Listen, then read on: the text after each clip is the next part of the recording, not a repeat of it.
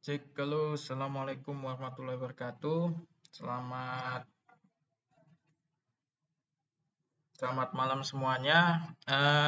Sebelumnya saya mohon maaf karena beberapa pertemuan sebelumnya itu belum bisa mengisi secara online dan juga kelihatannya sampai Januari saya nggak bisa ngisi baik itu online atau offline. Sorry, maksudnya secara offline ya. Secara offline itu nggak bisa. Eh, karena saya sudah izin juga sih karena ada pelatihan di Medan cukup jauh ya, jadi nggak mungkin balik ke Jambi untuk ngajar sampai Januari. Yang artinya nanti kita itu bakalan kuliah terus secara online, baik kuliah sampai nanti kita UAS ya, UASnya online juga. Sebentar ya. Kita UASnya online juga, jadi mohon pengertiannya ke teman-teman karena saya juga eh, bingung juga sebenarnya karena ini pelatihannya itu dia di tengah-tengah kita masih kuliah, maksudnya kuliahnya belum selesai tapi udah harus berangkat ke Medan gitu. Jadi nanti kita selesaikan paruh semester, jadi ada sekitar 8 pertemuan. Ini khusus ini grup atau untuk perkuliahan matematika. Nah, karena perkuliahannya satu arah, jadi saya gabung aja nih 3 kelasnya. Nanti saya akan membawakan materi dan juga kemarin itu ada 2 materi tentang anuitas, itu present value sama future value kalau nggak salah yang di YouTube sudah saya bagikan. Nah, hari ini kita akan membahas tentang pajak dan subsidi. Oke, Google Meet ini ternyata saya baru dapat info tadi eh, maksimum itu 1 jam, jadi nanti tadi mulai jam 7, jadi maksimum banget nanti kita selesai jam 8. Atau mungkin bisa jadi lebih cepat sih sebelum jam 8. Anyway, untuk kuliah online-nya, jadi karena saya di sini pelatihan itu sampai hari Senin sampai Sabtu, mungkin untuk kelasnya akan kita reschedule ulang. Nanti saya coba minta izin lah untuk hari Senin sama Rabu. Saya coba minta izin untuk ngajar online. Tapi kalau tidak bisa ya mau nggak mau malam. Nah, jadi kan kita ada matematika, saya kemarin sudah share 2 pertemuan ya. Matematika saya sudah share di YouTube 2 pertemuan, berarti kita sisa ada 8. 8 kurang 2 ada 5 atau 6 kali pertemuan ya. 6 kali pertemuan sama sorry, UAS. Iya, 6 kali pertemuan sama UAS. Jadi kalau hari ini kita sudah menyelesaikan 2 pertemuan, berarti kita masih tinggal nanti ada 4 pertemuan lagi. Jadi malam ini saya akan membagikan tentang pajak dan juga sekalian dengan tentang subsidi.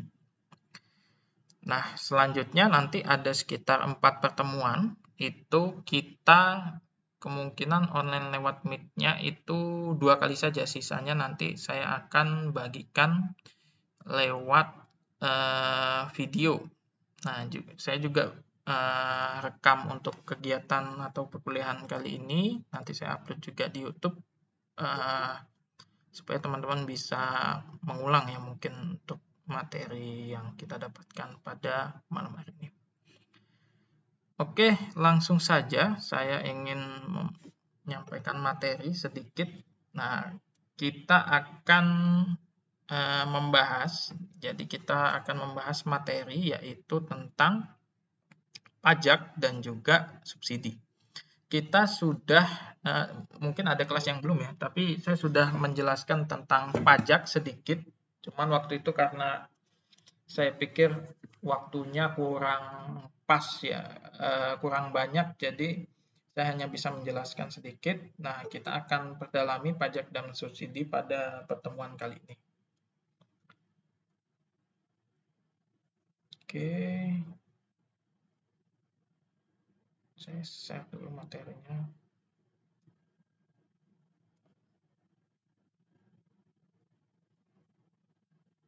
Jadi ini ada 11 dan 12. 11 dan 12. Ingat ya, 11 dan 12. Nah, pajak dan subsidi.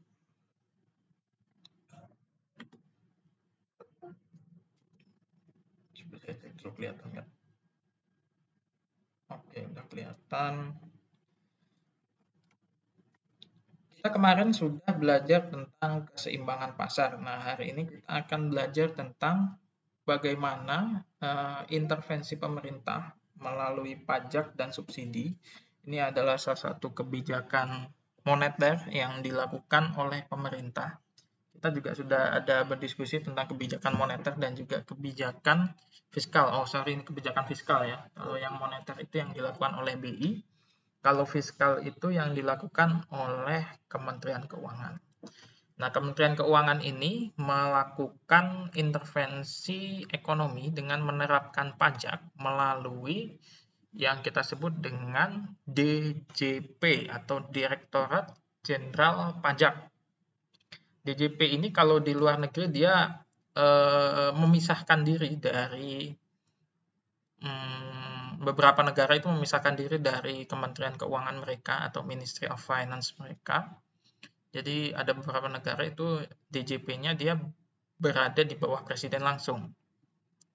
Nah, DJP ini atau Direktorat Jenderal Pajak ini nanti akan memiliki hak untuk memberikan pajak terhadap barang-barang. Contohnya yang sudah kita dapatkan itu adalah di sehari-hari misalnya kayak pajak PPN ya paling umum. Kalau kita misalkan beli barang online itu ada yang namanya pajak pertambahan nilai atau PPN. Selanjutnya dari pajak itulah nanti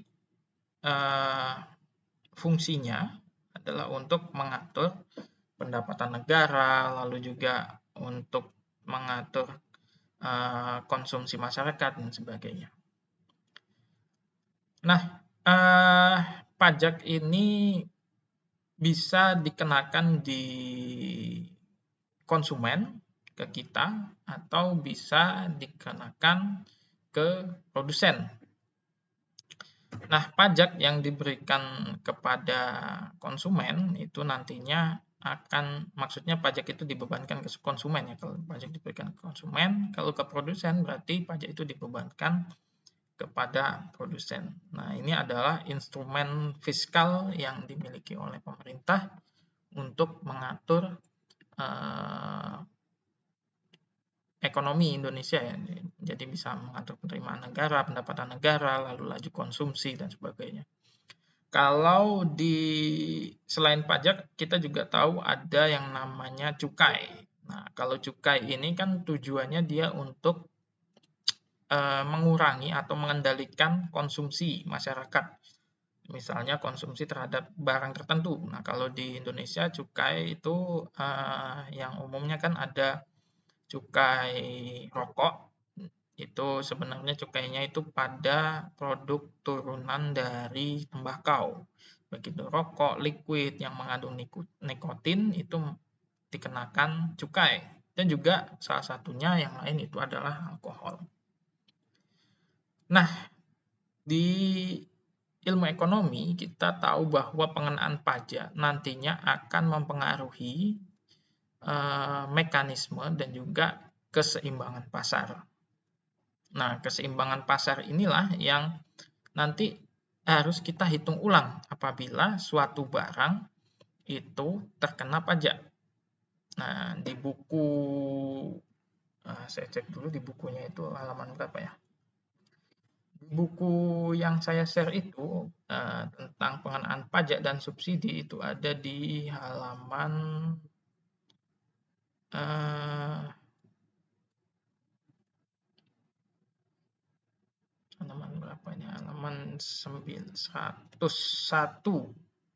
pengaruh pajak dan subsidi terhadap keseimbangan pasar. Nah, di buku itu teman-teman nanti bisa baca ya, di buku itu ada pengenaan pajak, yaitu ada pajak per unit, lalu pajak persentase, lalu ada subsidi setelah itu ya. Jadi ada pajak per unit dan pajak persentase kalau untuk yang bagian pajak. Kalau yang untuk subsidi itu ada juga bedanya seperti itu. Nah, kita ringan-ringan aja ya, yang ringan-ringan aja untuk pajak dan subsidi ini, supaya teman-teman kalau saya sih di sini pengennya teman-teman yang penting tahu apa kegunaannya, lalu tahu arah jalan logikanya, masalah nanti apakah bisa perhitungan atau tidak, itu saya harapkan kalau teman-teman menghitung itu bisa tahu arah jalan logikanya. Gitu aja sih sebenarnya.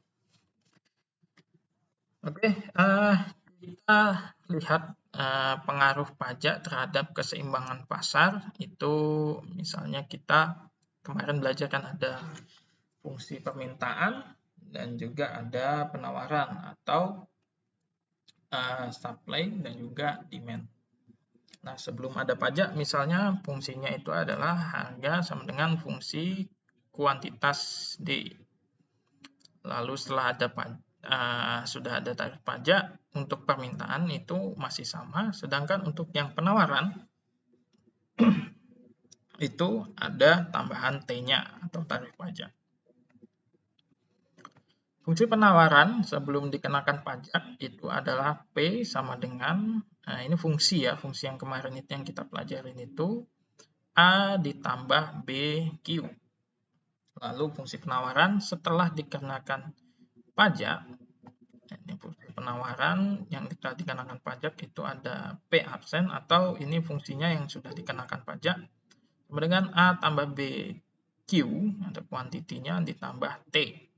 Atau bisa juga ditulis dalam kurung A tambah T tambah pajak ya, ditambah BQ.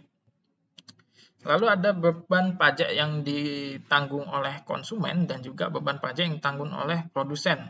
Nah, beban pajak yang ditanggung oleh konsumen ini adalah selisih antara harga keseimbangan sesudah pajak atau P absen dan harga keseimbangan sebelum pajak atau P. Lalu beban pajak yang ditanggung oleh produsen itu adalah selisih pajak per unit barang T dan bagian pajak yang ditanggung konsumen atau TP sama dengan T dikurang TK. Nah, pajak yang diterima oleh pemerintah adalah banyak barang yang terjual dikali besar pajak per unit barang. Nah, kita lebih fokus nanti untuk beban pajak aja yang diterima, bagaimana pengaruhnya ke keseimbangan pasar. Langsung aja ke contoh. Jadi kalau teman-teman ingat, kita di kelas kan ada fungsi demand dan juga fungsi supply ya. Bentuknya seperti ini, D-nya atau key D-nya, atau di sini key S-nya seperti ini. Nah, itu adalah misalnya sini P sama dengan 40 kurang 20 ya, 40. Sini 40 dikurang 2 Q kok 20. 2 Q. Jadi di sini ada A-nya. Ya. Slide-nya nggak bergerak.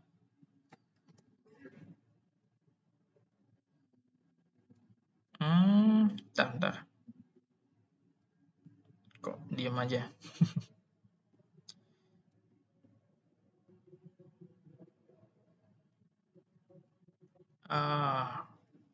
Ternyata salah.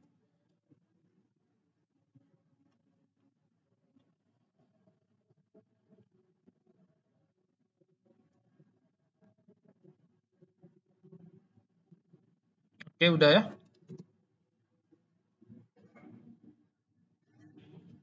Oke, berarti kita ulang dikit. Nah, kayak kita kemarin kan sudah belajar ya. Jadi ada P itu berapa? A ditambah min 2 Q. A-nya sini adalah 40, lalu B-nya adalah 2. Nah, seperti ini. Fungsi umumnya bentuknya kan seperti ini. P sama dengan A ditambah B Q, atau bisa juga X tambah Y, juga kurang lebih seperti itu. Itu adalah fungsi yang kemarin kita pelajari itu ya. Nah, setelah adanya pajak atau tax, itu kita tambahkan dengan T. Nah, ini kita kembali ke contoh tadi, ada dua fungsi. Yang pertama yaitu ini fungsi pertama, yang kedua ini yang kedua ya. Yang kedua. Nah, misalnya di sini kalau dikenakan pajak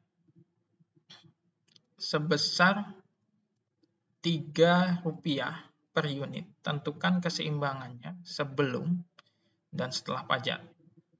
Lalu setelah itu kita akan cari tarif pajak dan total pajak yang dibayarkan ke konsumen, lalu ke produsen. Nah, mungkin kalau yang untuk pemerintah ini tidak usah kita bahas ya.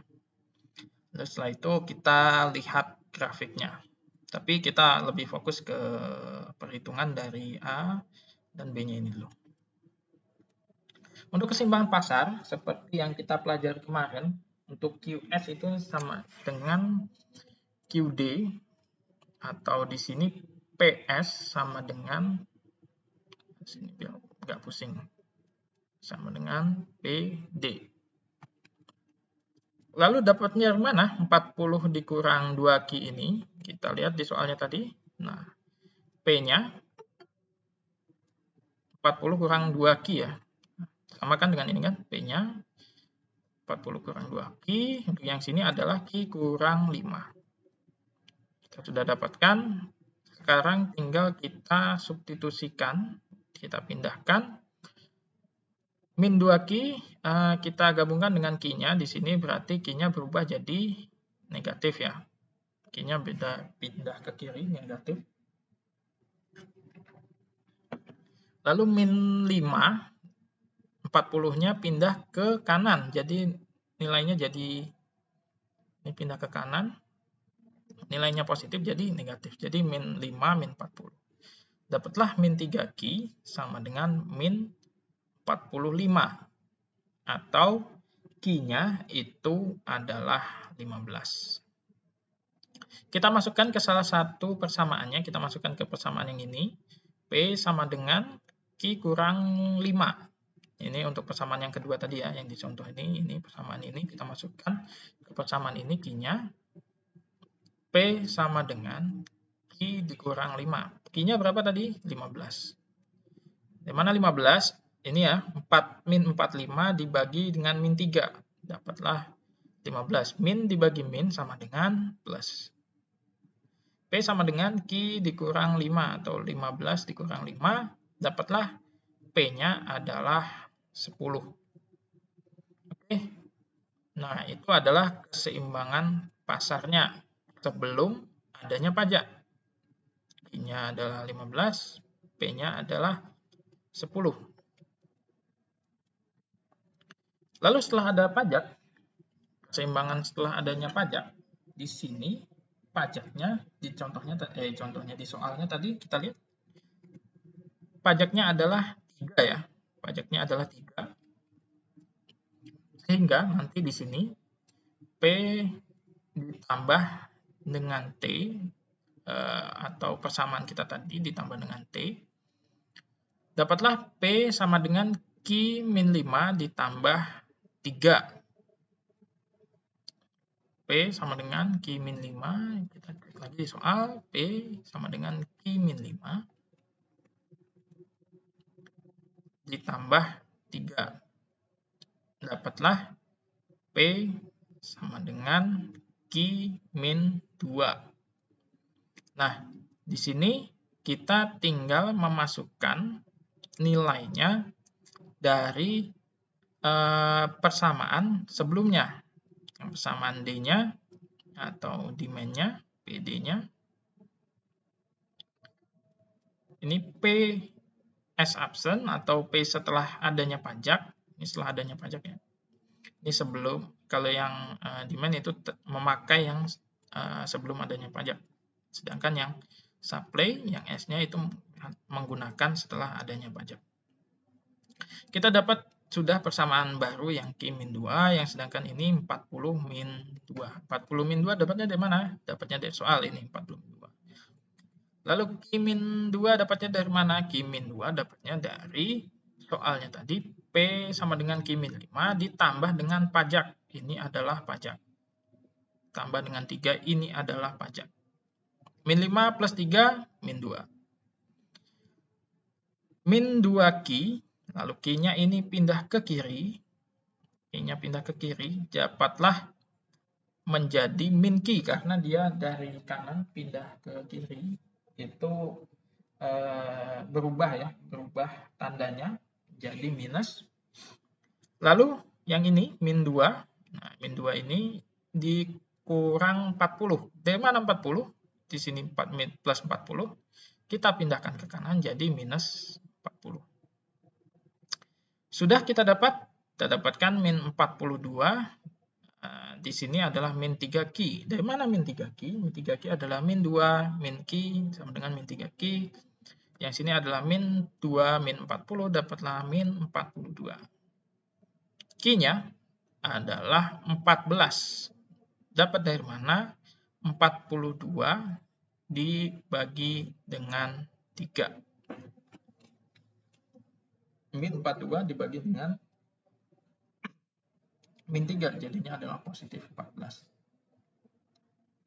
Dapatlah Q-nya adalah 14, juga P-nya dapatnya bagaimana caranya? Kita masukkan ke persamaan yang baru. P-nya yaitu Q-2.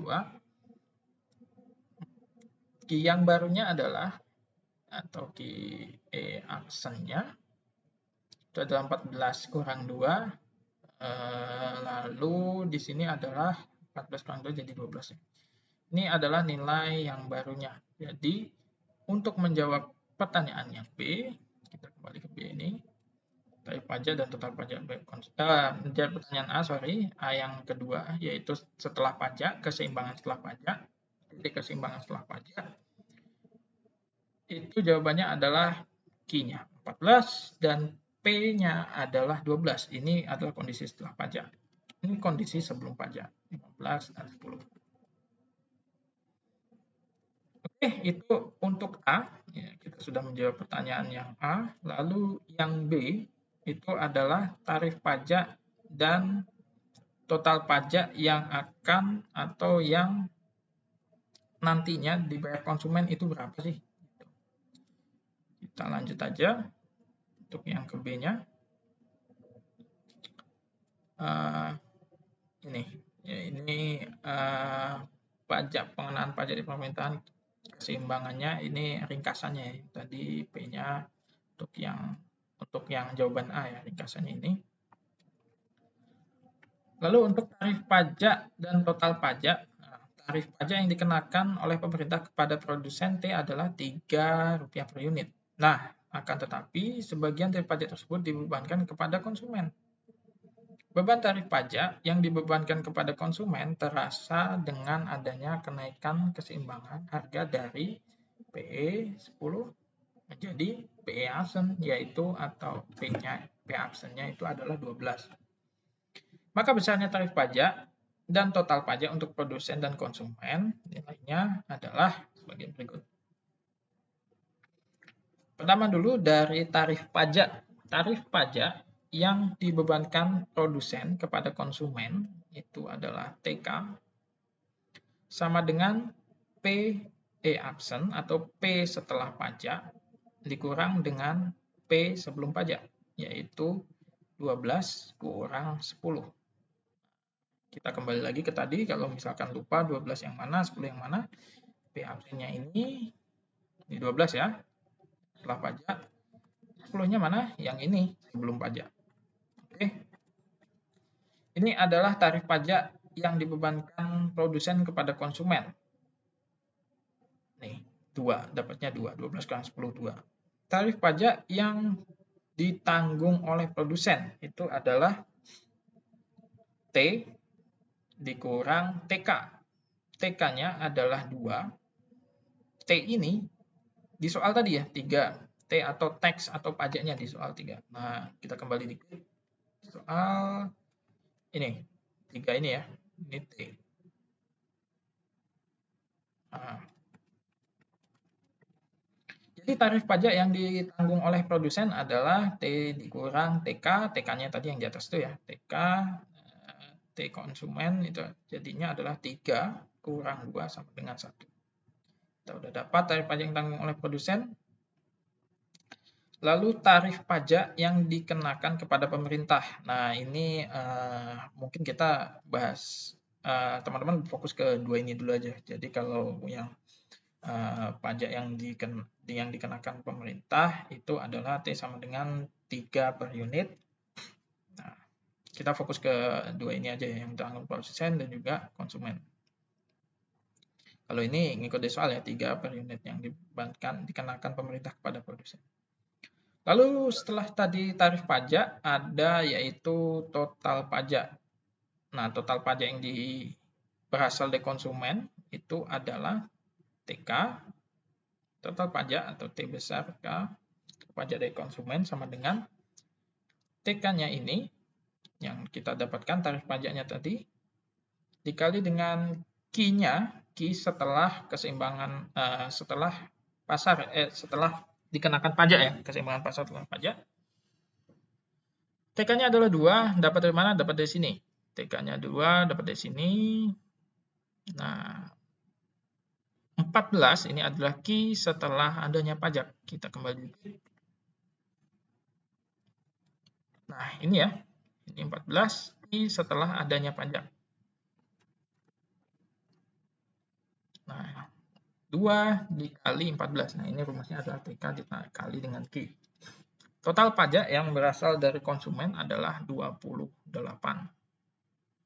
Sedangkan untuk yang ini adalah tarif pajak yang ditanggung produsen, sehingga total pajak yang berasal dari produsen itu adalah rumusnya sama, yaitu TP yang sudah kita dapatkan tadi sebelumnya itu 1 dikali dengan Q setelah pajak, sama ya, 14 ya. Nah, sedangkan yang di sini kan yang diganti cuma yang satunya ini aja.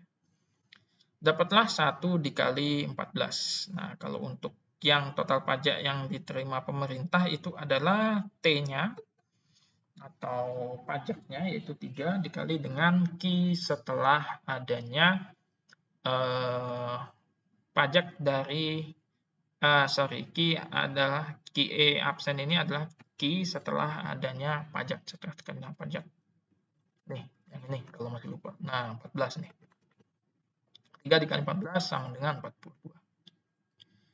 Nah, kita bisa lihat di sini, kalau kita totalkan, pajak yang berasal dari konsumen, 8 tambah 4 sama dengan 12, lalu langsung aja lah, 28 tambah 14 itu adalah 42 ya. Nah, ini adalah total pajak yang diterima oleh pemerintah. Tapi ini gampang aja ya, pemerintah itu dapat dari total pajak tadi. Intinya adalah setelah pemerintah memberikan pajak kepada suatu barang, tadi pajaknya itu 3, nah itu yang ditanggung atau yang pajak yang berdasarkan dari konsumen setelah perubahan keseimbangan pasar itu adalah 28, yang ditanggung oleh produsen yaitu adalah 14. Kurang lebih seperti itu untuk pajak. Nah, ini grafik sederhananya dari perubahan sebelum pajak dan juga setelah pajak. Jadi perubahannya yaitu dari ini S-nya sebelum pajak dan ini setelah pajak. Yang penting teman-teman tahu dulu apa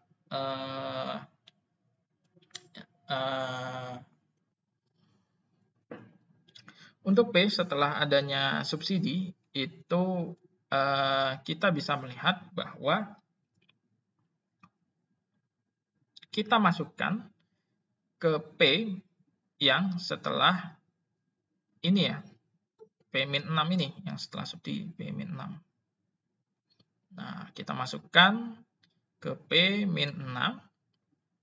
Nah, itu ya, kita dapatkan P-6. Masukkan nilai Q-nya 15,33 dari sini. 15,33 dimasukkan, dikurang 6, dapatlah sekitar 9,33. Nah, kita dapatkan P-nya yaitu 9,33. Sudah kita dapatkan P-nya adalah 9,33 karena 15,33 kurang 6 adalah 9,33. Kita dapatkan PE-nya atau P-nya dan Q-nya yang setelah adanya subsidi. Kesimpulannya adalah yang pertama, sebelum adanya subsidi, keseimbangan setelah adanya subsidi itu adalah 9,33, yang sebelumnya adalah 10. Kalau Q-nya adalah 15,33, yang sebelumnya sebelum ada subsidi adalah 15. 15 yang mana? Ini 15 ya, yang sebelum subsidi. Ini yang setelah subsidi, setelah subsidi 15,33. S-nya yang sebelum subsidi 10, setelah subsidi adalah 9,33. Nah, itu dulu untuk pertanyaan yang A. Nanti pertanyaan yang B bisa kita jawab.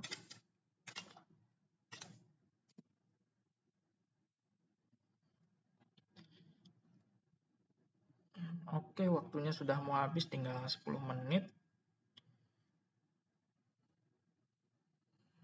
Oke, absensi saya buka sampai nanti sekitar 10 menit lagi ya. Jadi setelah 10 menit saya absen, jadi silahkan absensi sekarang. Yang isi cuma 5 aja ya. Ada di chat di dalam Google Meet. Silahkan dicek di chat Google Meet. Masukkan NIM aja, NIM sama kelas. Sama pertemuannya ya, jangan lupa ini pertemuan. Kalau kemarin udah 2 pertemuan ya, 9, 10. Berarti 11, 12 ya. Pertemuan 11, 12. Pertemuan 11 dan 12. Berarti 2 kali ya, untuk 11 kali, pertemuan 12 kali. Nah, silahkan diisi absennya sambil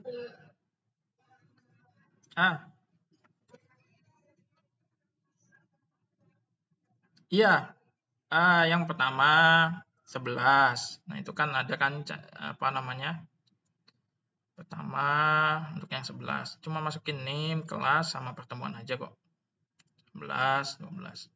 Jangan absen yang kelas lain ya.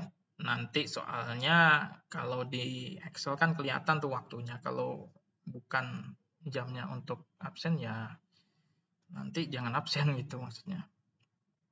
Jangan sampai salah kelas. Dimasukkan NIM, masukkan pertemuan 11 dengan pertemuan 12. Karena pertemuan 9 dan 10 itu lewat YouTube ya. Jadi oke lah, lanjut 11, 12. Nah, sembari itu saya akan melanjutkan lagi. Nah, cepat ya kayaknya absen. Habis absen malah langsung keluar nih. Padahal belum selesai kuliahnya. Oke, kita lanjutkan lagi sedikit teman-teman. Nah, it's okay, nanti masih bisa absen. Saya tunggu sampai jam 8 lewat 5 menit lah paling. Karena waktu Google Meet-nya udah mau habis nih. Lanjutkan lagi untuk sedikit lagi. Nanti kalau misalkan Google Meet-nya udah habis, sudah aja ya. Nah, ini untuk tarif subsidi yang diberikan oleh pemerintah kepada produsen itu adalah Rp1 per unit. Nah, tapi produsen tidak menikmatinya sendiri karena juga konsumen menikmati dari subsidi tersebut. Nah, tarif subsidi yang diberikan kepada produsen kepada konsumen terasakan dengan adanya perubahan dari P10 menjadi P absen atau setelah subsidi ada P9,33. Atau kita bisa ringkas subsidi dari konsumen. Subsidi